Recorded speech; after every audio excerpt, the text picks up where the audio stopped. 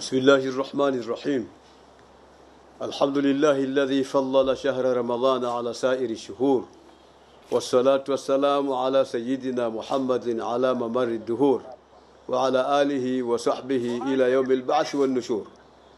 السلام عليكم ورحمة الله وبركاته. وعليكم السلام ورحمة الله وبركاته.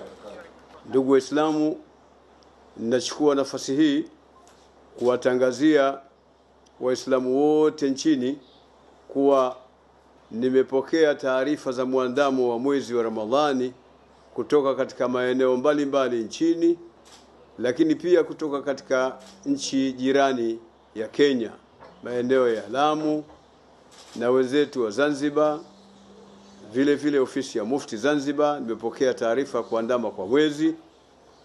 Hivyo basi nauthibitisha na nimeuthibitisha mwezi wa Ramadhani kwamba umeandama, na habari nimezipata kutoka kwa watu waaminifu wasiokuwa na wasiwasi wowote.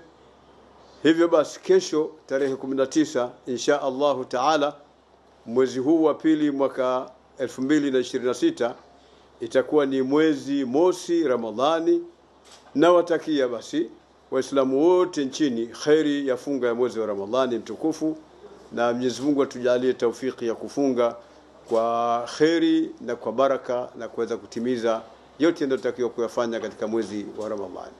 Wassalamu alaikum wa rahmatullahi wa barakatuh. Wa alaikum assalam.